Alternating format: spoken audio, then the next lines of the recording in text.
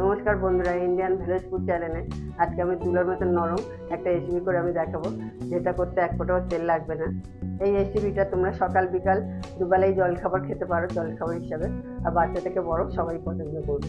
তাই school college সব জায়গায় চলবে, কিংবা বাড়িতে আত্মীয় স্বজন আসলেও বানিয়ে করে খাওয়াতে পারবেন। চলুন বেশি কথা না বলে রেসিপিটা দেখে নিই।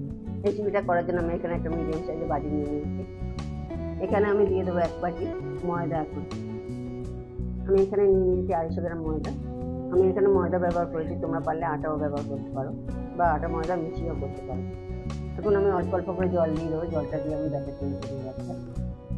প্রথমেই কিন্তু খুব বেশি জল দেওয়া যাবে না, জলটা অল্প অল্প করে দিতে হবে। একেবারে খুব বেশি ঘনও হবে না, আর খুব পাতলাও হবে না। এখন আমি 4 থেকে 5 মিনিট ব্যাটারটাকে আমি থাকিয়ে তৈরি করে নেব। 4 থেকে 5 মিনিট ধরে আমি ভালো মতো মিশিয়ে নিয়েছি। খুব ভালো মতো মেশাতে হবে, দলা না পাঠিয়ে না থাকে। খুব ভালো করে ব্যাটারটা আমি করে নিয়েছি। এখন আমি তোমাদের আঙুল দিয়ে দেখাচ্ছি কেমন লাগবে না লাগবে। দেখতে পাচ্ছি আঙুলটার মধ্যে আমার হালকাভাবে লেগে গেছে। যদি আঙুলটা ব্যাটারটার মধ্যে হালকাভাবে লেগে যায়, তাহলে মনে হবে ব্যাটারটা রেডি। আমি তোমাদের ব্যাটারটা দেখাচ্ছি, খুব বেশি মোটাও করি না, খুব পাতলাও করিনি, আমি ঠিক এইভাবেই তৈরি করে নিয়েছি। আমি তোমাদের একটা চামচের সাহায্যে দেখাচ্ছি, বা চামচের থেকে আমি দেখাচ্ছি।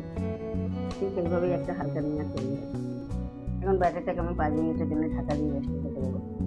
তোমাদের হাতে সময় থাকলে একটু বেশি টাইম রাখবে। ততক্ষণে বাটারটা রেস্টে থাকবে। রিফাকে নিয়ে নিয়েছি আমি একটা বাটি, এবং বাটিটার মধ্যে নিয়ে নেবো একটা ডিম ভেঙে। এখন আমি ডিমটাকে খুব ভালো মতন ফাটিয়ে নেবো একটা গিটারের সাথে। 1 কাপ ময়দার জন্য একটা ডিমই দরকার। ডিমটা খুব ভালো মতন ফাটিয়ে নিতে হবে। ডিমটাকে খুব ভালো মতন আমি ফাটিয়ে নিয়েছি।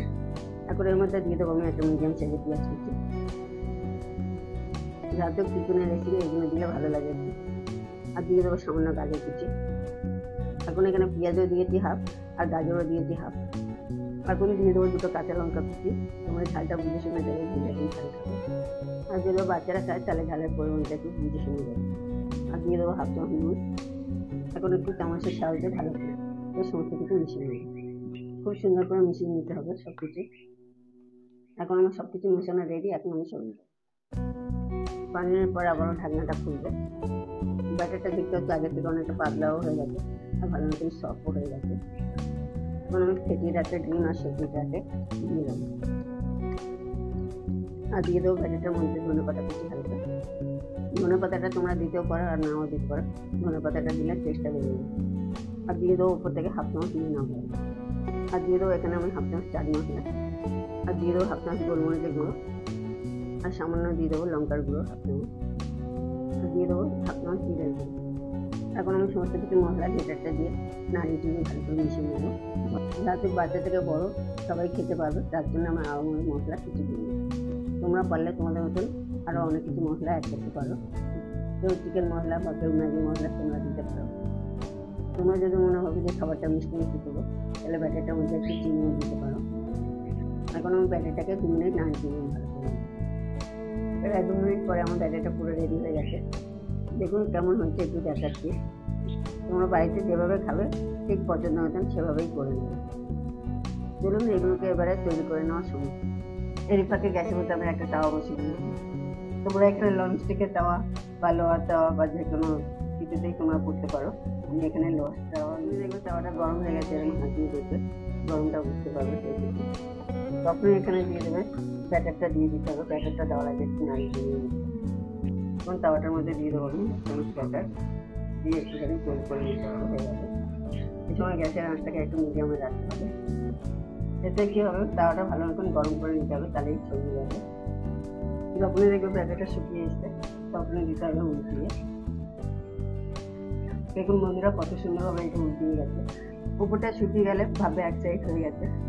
এই মুহূর্তে তোমরা যারা যারা আমার ভিডিওটাকে দেখতে তারা তারা আমার চ্যানেলে সাবস্ক্রাইব করুন, কমেন্ট করুন, লাইক করুন, আর বেশি বেশি করে শেয়ার করুন। এখন এটা হয়ে গেছে। এখন আমি এভাবে ভাজ করে নেব। তোমরা গোল করেও লাগাতে পারো, বা আমার মতন ঠিকানা করে লাগাতে পারো। এখন এটা হয়ে গেছে। এখন দেখুন বন্ধুরা কত সুন্দর টিফিনটা হয়ে গেছে। আবারও আমি তোমাদের একটা করে দেখাচ্ছি।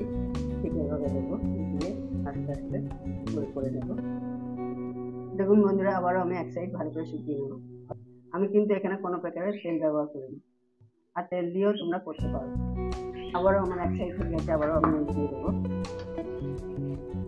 একইভাবে আবার এই সাইডটাও আমি চেপে দেবো। কোনো ঝামেলা নেই, মাত্র 5 মিনিটের মধ্যে রেসিপিটা তৈরি হয়ে যাবে। যেসব বন্ধুরা তেল পছন্দ করো না সেই সব বন্ধুদের জন্য পারফেক্ট রেসিপি। আবারও আমার এটা হয়ে গেছে, আমি আবারও দিয়ে আবারও আমি হাত দিয়ে ভাজবো, দিয়ে আবারও আমি তুলে নেব। একে একে আমি সব রেডি করে নেব। দেখুন বন্ধুরা, টিফিনগুলো আমার রেডি হয়ে গেছে। আর কীভাবে করবো না করবো সব রকম টিপস তোমাদের বলে দিলাম। আর তোমাদের দেখাচ্ছি কতটা নরম হয়েছে আর কতটা সফট। দেখতে পাচ্ছ সুন্দর নরমও হয়েছে আর সফটও হয়েছে, আর ভেতর দিয়ে ধরলে একদমই ছেড়ে যাচ্ছে। ঠিক আছে, বাচ্চা থেকে বড় সবাই পছন্দ করবে টিফিন হিসাবে। এতক্ষণ ধরে যারা আমার ভিডিওটাকে দেখলেন তাদেরকে অসংখ্য ধন্যবাদ। আজকের মতন ভিডিও আমি এখানেই শেষ করছি। সবাই সুস্থ থাকবেন, ভালো থাকবেন। জয় হিন্দ, বন্দে মাতরম। আর এরকম নতুন নতুন ভিডিও পেতে গেলে আমার চ্যানেলে কমেন্ট করে জানাবেন।